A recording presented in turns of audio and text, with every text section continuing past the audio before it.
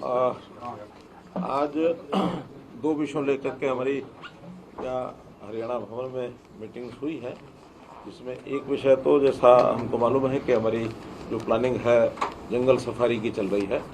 जंगल safari के विषय में लेकर के केंद्र सरकार की ओर से भी जो MOEF के अधिकारी होते हैं उनके साथ और हमारे टूरिज्म डिपार्टमेंट और हमारा जो फॉरेस्ट डिपार्टमेंट, उनको सबको लेकर के कई जो पेंडिंग इश्यूज़ हैं उसके ऊपर चर्चा होती है। तो आज कई चीज़ों को जो प्रोसेस में थी उसको थोड़ा गति देने के लिए आज हमने ये बैठक रखी थी। 10,000 एकड़ पर ये जो है सफारी के लिए जगह चिन्हित की गई है और उसमें कुछ फॉर्मेलिटीज़ हैं, खास करके कॉरपोरेशन गुरुग्राम, कॉरपोरेशन मानेसर और म्यूनसिपैलिटी सोना, उनको कहा गया है कि 7 दिन के अंदर हम सारी फॉर्मेलिटीज़ पूरी करें।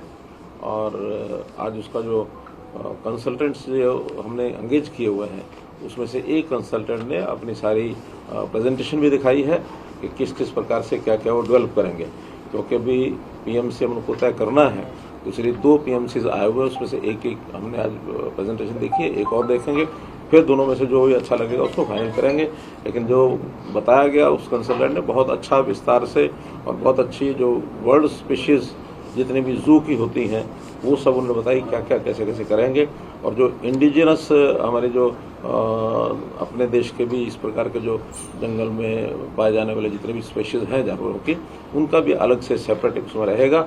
और ये एजुकेटिव भी होगा और ये एक प्रकार से मनोरंजन भी होगा। हर दृष्टि से एक वर्ल्ड का सबसे बड़ा ये जंगल सफारी होगा। तो इस पर बहुत जल्दी काम शुरू करके, और हम समझते हैं कि जो हम 2 साल का हमने इसका टारगेट जो रखा है उसमें फेज़ 1 कम से कम कंप्लीट होगा, क्योंकि लंबा प्रोजेक्ट है, इसको 3 फेज़ में करके बनाया जा रहा है। तो फेज़ 1 इसका पूरा होगा, लोगों के लिए वो खोला जाएगा। इसी प्रकार जो दूसरा एक विषय तय किया गया है, जो आज इसकी मीटिंग थी, वो है राखीगढ़ी म्यूज़ियम। जैसा हमको पता है कि राखीगढ़ी एक ऐसा स्थान है जो हमारी पुरानी सभ्यता एक्सकेवेशन के माध्यम से जो भी हमको मिली है, उस स्थान को सुरक्षित रखना, उसको विकसित करना, लोगों के विजिटर्स के लिए उसको खोलना, ये काम भी ASI के साथ मिल करके और हरियाणा सरकार कर रही है। उसके सबसे पहले तो डिज़ाइन वगैरह उसका जो ASI ने हमको बना के दिया है वो लगभग फाइनल हो गया। बाद में PMC उसका और बनाया जाएगा। विजिटर्स के लिए कैसे और आकर्षक बनाया जाए, इस पर भी कुछ विचार हुआ है और उस पर भी टाइमलाइन हमने शुरू की है कि एक उस काम को करने के लिए PMC नियुक्त जो करना है उसका टेंडर अब हो जाएगा। 15 जुलाई तक टेंडर होगा और 15 अगस्त तक हम उसको फाइनल कर लेंगे। और सारा टाइमलाइन ये बनाया गया है कि उसका जो म्यूज़ियम है आने वाले दिसंबर तक वो कैसे हम चालू करा सकें। इस प्रकार से इन सारे विषयों को डिटेलिंग जो सब हुई है, डिपार्टमेंट्स को लोग मिलकर के, इधर ASI, हमारा टूरिज्म डिपार्टमेंट और उधर फॉरेस्ट डिपार्टमेंट और केंद्र का जो MOEF, ministry of environment and forest, ये सब मिल करके इन कामों को आगे बढ़ाएं, इसके लिए आज दोनों मीटिंग संपन्न। सर, इसमें कोई दो नहीं, हरियाणा सरकार की बहुत अच्छी पहल है दिल्ली NCR में टूरिज्म की दृष्टि से। इसको और आकर्षण के लिए हालांकि आपने कहा अलग अलग सेक्टर्स होंगे जो है, लेकिन किस तरीके से, चाहे वो होटल इंडस्ट्री, क्योंकि तमाम लोग आएंगे, उसको लेके क्या कुछ खास आकर्षण का रहने वाला है। हम जंगल सफारी की बात कर रहे हैं, इसको लेकर के कि किस तरीके से लोगों के लिए एडवेंचर के लिए तमाम इनको लेकर भी कुछ बात की जा रही है। और जानवर कहाँ से, कौन सी कंट्रीज से लाएंगे? देखिए, चूँकि जो जू होती है, जंगल सफारी होती है, मैं से पिछले दिनों मैं शारजाह जाकर के देख करके आया था, वो 2000 एकड़ के अंदर बहुत बढ़िया सफारी थी। सामान्यतः इस प्रकार के जानवर अफ्रीकन कंट्रीज़ के वो ज़्यादा इसमें होते हैं। फिर भी वर्ल्ड वाइड हमारे यहाँ के जो इकोलॉजिकल जो एटमॉस्फेयर जो यहाँ सर्वाइव कर सके, ऐसे सब जानवर वहाँ पर रखे जाएंगे। और वहाँ की जो एक कंडीशंस है इकोलॉजिकल, उन सब का अध्ययन सब चल रहा है। अब किस किस देश के कितने कितने आएंगे, जो कंसल्टेंट है वो सारे हमारे उन चीज़ों को तैयार कर रहे हैं। ऐसे ऐसे कंसल्टेंट भी हैं जो आज दिखा कर गए, उन्होंने लगभग 1000 के आसपास म्यूज़ियम जो सारे वर्ल्ड वाइड हैं ऐसे सब देखे हुए हैं, सब उनके कंसेप्ट क्लियर है। लेकिन जैसे ये आगे हमारा और यानी जो पीयर कंसल्टेंट तय होगा वो उसकी डिटेल बताएंगे। फिर उसमें जो भी हमारा स्थान है उसके ऊपर पानी की व्यवस्था कैसे होगी, मौसम कैसा है, कौन कौन से वहाँ से यानी लाए जा सकते हैं। कुछ माइग्रेटरी बर्ड्स पहले से आते हैं, जैसे सुल्तानपुर है, इसमें माइग्रेटरी बर्ड्स आते हैं, वहाँ भी अगर कोई लेक वगैरह इस प्रकार की व्यवस्था बनेगी, पानी का स्टोरेज अगर होता है, तो माइग्रेटरी बर्ड्स का भी एक अपने में सारा विषय होगा। हर प्रकार के स्पीसीज होंगे, मैमल्स भी होंगे, उसमें जितने भी जानवर हैं, सब तरह के जानवरों को जो वर्ल्ड वाइड ऐसी स्पीशीज है विशेष, लोगों के आकर्षण का जो केंद्र बने, एजुकेटिव भी हो, रिसर्च भी हो, मनोरंजन भी हो, इन सब चीज़ों के लिए डिटेल्स धीरे धीरे तय होंगी।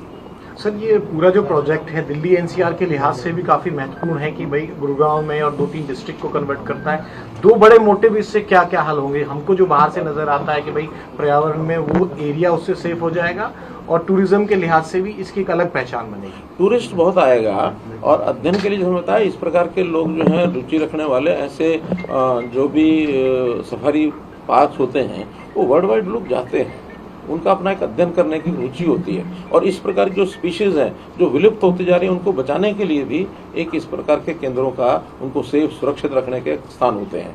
वरना बहुत ऐसी स्पीशीज हैं जो इतिहास में तो मिलती हैं, अब प्राय लुप्त होती जा रही हैं। तो ऐसे लुप्त होने वाली जो प्रजातियां हैं, उनको इन जू के माध्यम से भी बचाया जा सकता है, उनको लोगों को दिखाया जा सकता है। करनाल में एक कुएं की तस्वीर आई थी, कुआं काफी पुराना था, तो कई हरियाणा की जो धरोहर जो आप लोगों की मुहिम है उसको बचाने की 2-3 जानकारी आपके संज्ञान में भी सर आई होगी। करनाल के कुआं था, कई हजारों वर्ष पुराना है, तो कई चीजें ऐसी और हरियाणा में निकल कर आ रही हैं, उनको सबको क्लब करके कहीं ना कहीं सबको प्रिजर्व करने की ओर हरियाणा सरकार बढ़ेगी।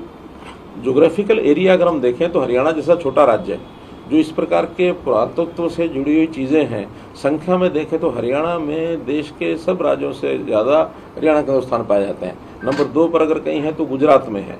कुछ एरिया जो ये सभ्यता जो पुरानी सरस्वती काल की ये जो सभ्यता है, इस सभ्यता के जो अवशेष हैं वो इन हरियाणा के क्षेत्रों में बहुत बड़े स्थानों पर है। जगह जगह टीले जो मिल रहे हैं, उन टीलों की खुदाई की जा रही है। उदाहरण के रूप में रोहतक का जो खोखरा कोट है, इसी प्रकार अग्रोहा का जो एक बड़ा टीला है, सिरसा में थेड़ है, ऐसे ही ये जो राखीगढ़ी है, या फतेहाबाद में स्थान है, फतेहाबाद का एक स्थान है कुनाल, वो है।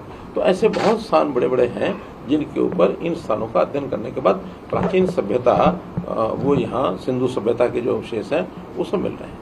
सर, क्या मध्य प्रदेश की तर्ज पे जंगल सफारी में चीतों को भी लाने का कोई प्रस्ताव रखा गया है? मैंने बताया ये सारी चीजें तय होनी है। जो कंसल्टेंट है वो सारा तैयार कर रहे हैं, प्रारंभ कर रहे हैं। चीते भी होने ही चाहिए, क्यों नहीं होने चाहिए? आखिर वो एक प्रजाति है, और अधिक से अधिक प्रजातियां हम लोगों को यहाँ ला करके उनको बता सकें, दिखा सकें, ये बड़ा प्रयत्न रहेगा। सर, एक सवाल पॉलिटिकल, आप अगर कोई जवाब देना चाहें। सवाल नॉर्मल है कि किस तरह का माहौल चल रहा है आपकी नजर से अगर देखें तो राजनीति हाई है, अगर आपकी इजाजत हो तो उसमें? नहीं, इजाजत का कोई विषय नहीं, मैं लगातार ही बता रहा हूँ, कोई आज पहली बार बता रहा हूँ, ऐसा नहीं है।